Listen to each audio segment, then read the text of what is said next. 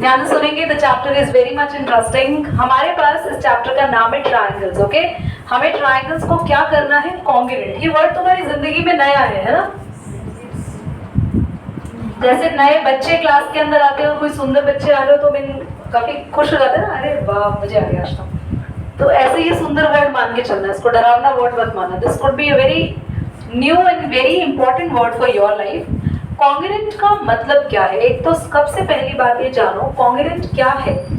Congruent को बेटा denote करते हैं साइन से, ऐसे साइन बनाते हैं इक्वल, और उसके ऊपर एस जो मेरा नेम का फर्स्ट लेटर है ऐसे उसको लिटा देते हैं। मैंने कहा था ना मैं लिटा दी, तो ये ऐसे से लिटा देते हैं इक्वल टू के ऊपर। कॉन्ग्रुएंट क्या होता है? दो ट्रायंगल्स अगर इन चारों में से कोई भी रूल को फॉलो करें, चारों रूल्स मैंने अभी आपको लिखवाए हैं, वही मैं रिपीटेडली लिख रही हूँ। ASA 5 है बल्कि रूल ना, है ना? SAS, SSS और RHS 5 है। एक इसके साथ और मैंने करके लिखवाया था, ठीक है? ये इसमें आपने लिखते हुए ये ऊपर लिखा था, ये सेकंड नंबर पे लिखा था। तो क्लास ये अगर चारों रूल फॉलो हो रहे हैं, चारों रूल समझते हैं।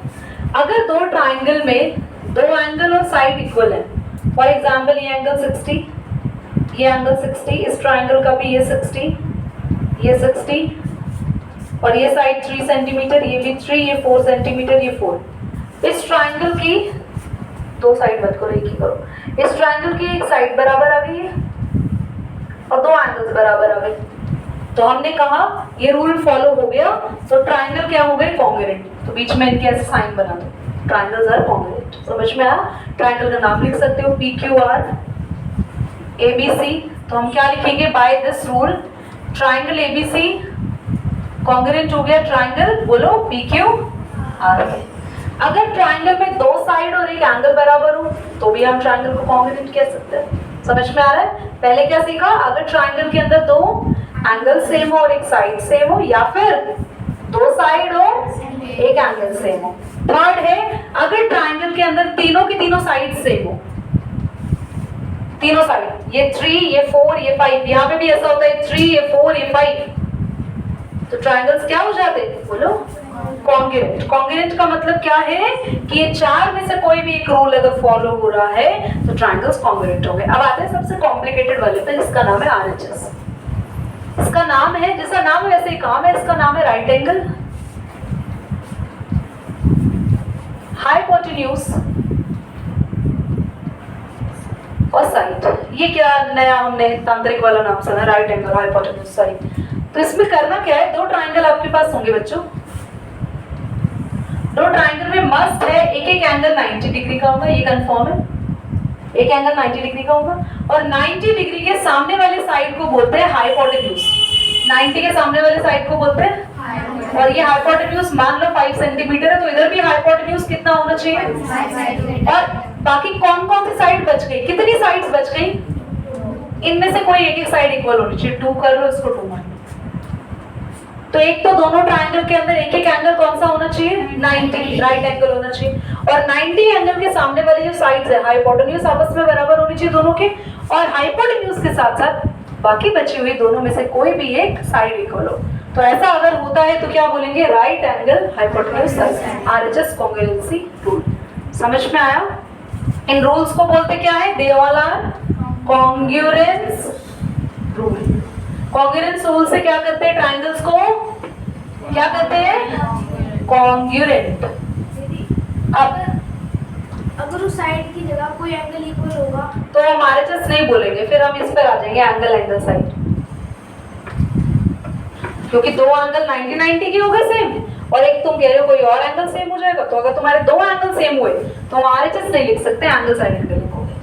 ओके चलो, अब तुम में से तो किसी ने पूछा नहीं, मैं बता देती हूँ कॉन्ग्रुएंट क्यों कर रहे हैं, मतलब क्या ऐसी चुल हो गई मैं कॉन्ग्रुएंट करने की? कर क्यों रहे? क्योंकि कोर्स में फिर अगर ट्रायंगल कॉन्ग्रुएंट हो तो सारे साइड्स और एंगल्स इक्वल। बहुत बढ़िया है, तो बहुत बढ़िया। क्लैप करेंगे इनके लिए, मन ही मन में बेटा, साउंडलेस, क्योंकि यहाँ साउंड वैसे ही बहुत है बेटा, दिल्ली में रहते हैं। ओके, तो अगर दो ट्राइंगल्स कॉन्ग्रुएंट हो गए तो अब आपके पास ना आप मैजिशियन बन गए।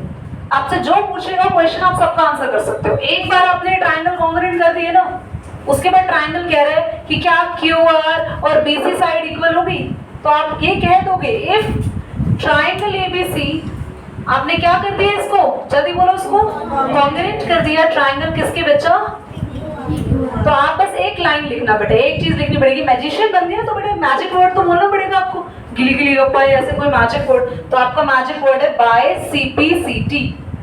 अब देखिए CPCT से हमें कनॉट प्लेस याद आ रहा है, बट ये वो नहीं है, जरा सुन लो इसको। इसको क्या कहते हैं, कॉरेस्पॉन्डिंग पार्ट, ये थोड़ा बड़ा लगेगा, बस अपने हार्ट अटैक ना लाए, बचा के रखें। Corresponding piece and parts of, free में है वो लिखा हुआ नहीं है, corresponding parts of congruent triangles, triangle पूरा नहीं लिख रही मैं। इसका मतलब क्या है, corresponding part of congruent triangles की, कॉन्ग्रुएंट ट्रायंगल्स की कॉरेस्पॉन्डिंग पार्ट्स, मतलब इनके जो आपस में पार्ट्स होते हैं वो हमेशा बराबर होते हैं। तो बाय CPCT लिख के आप आराम से लिख सकते हो QR इक्वल टू, बोलो।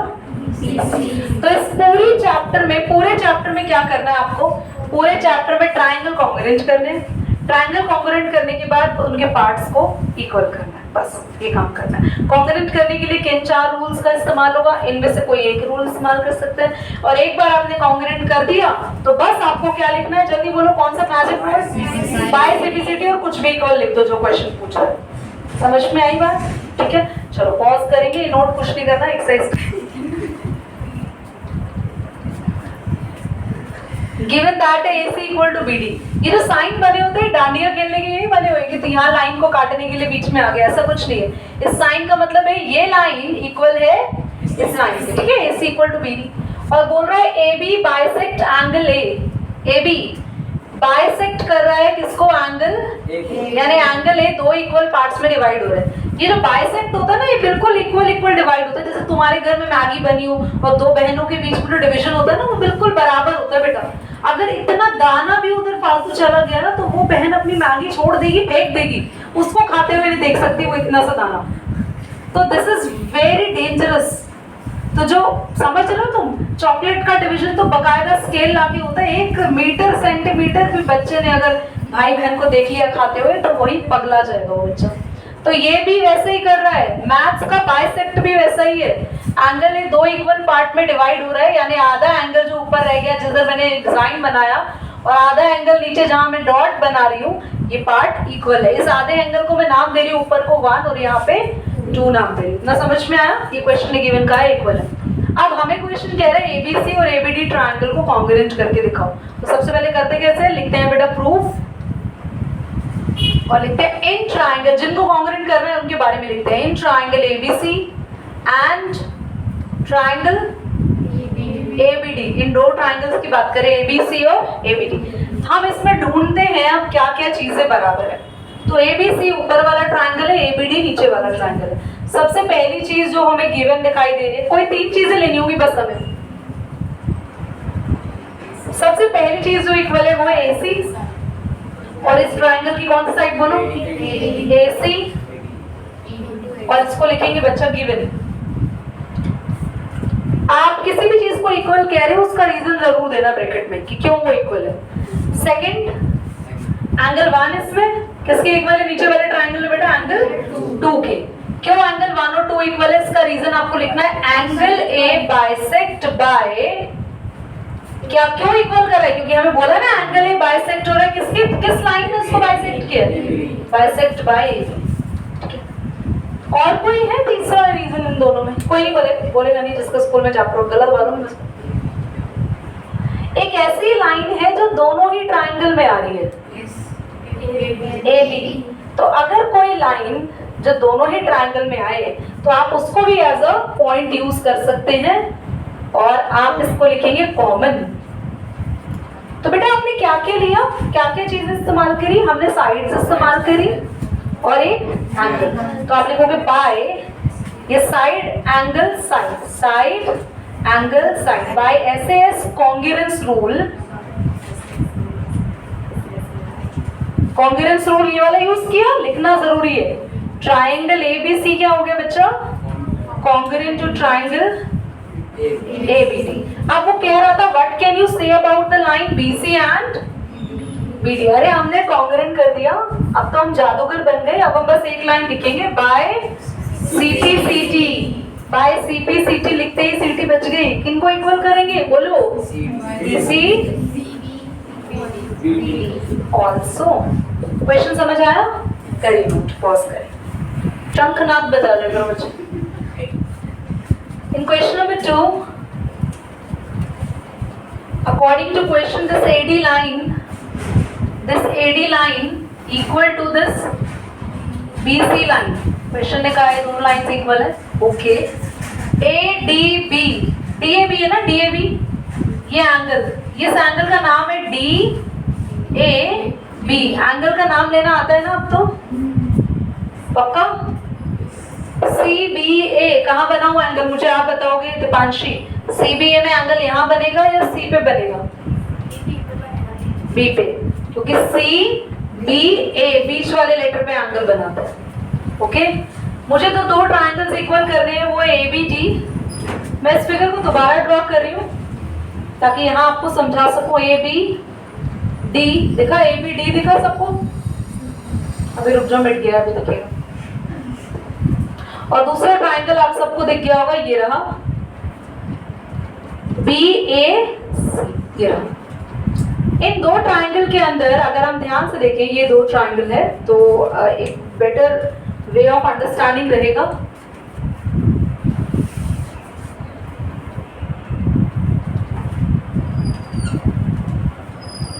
मर गया बेटा तो इसलिए श्रद्धांजलि देंगे। देखो ध्यान से, ADB ट्रायंगल में और BAC ट्रायंगल में, पहला इस ट्रायंगल का जो ब्लैक से बना है, इस ट्रायंगल का AD, और रेड वाले ट्रायंगल से BC लाइन इक्वल है ना, दोनों ट्रायंगल से। तो हम यहाँ पे लिखेंगे प्रूफ। कौन से ट्रायंगल की बात करें बेटा? In triangle ABD। कौन से ट्रायंगल को इक्वल करें? ABD and BC। पहला प्रूफ हमें मिला AD इक्वल टू BC, जो कि क्या है बच्चों? गिवन। सेकेंड हम नोटिस कर रहे हैं, ये एक लाइन ऐसी लाइन है, ये लाइन ये काफी कॉमन है, ये इस ब्लैक वाले ट्रायंगल का भी पार्ट है और ये रेड वाले ट्रायंगल का भी पार्ट है, कॉमन है ना लाइन। तो हम लेंगे AB,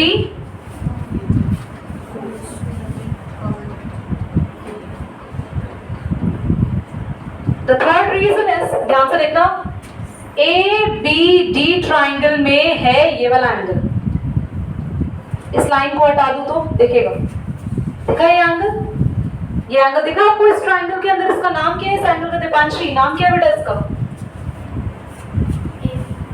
AB। यार तुम फिर भी होश कर रही हो उसकी तरफ। इस एंगल का नाम बोलो, आप बोलो विधि। इस एंगल का नाम BAD। BAD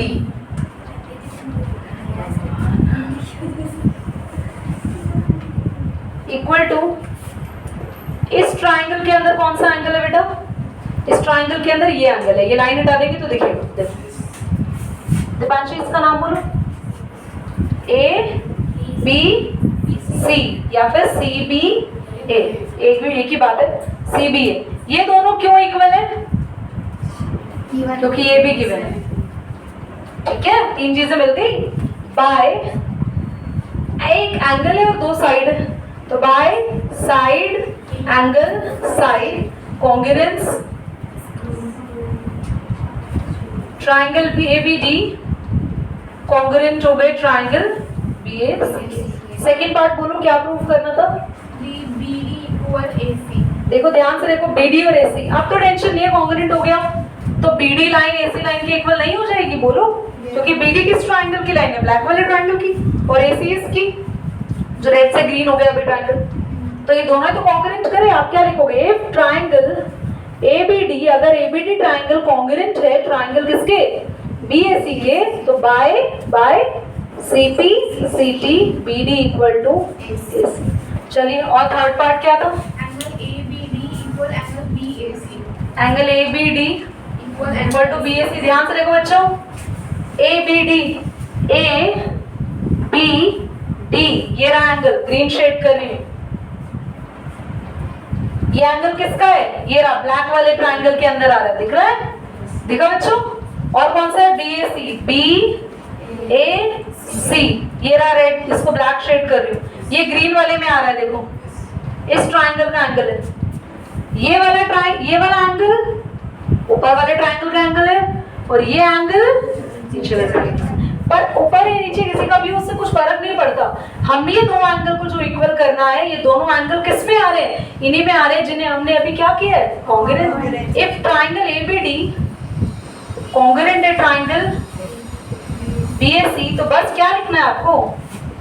bye CBCT angle ABD, ठीक है, करें। Hence proved.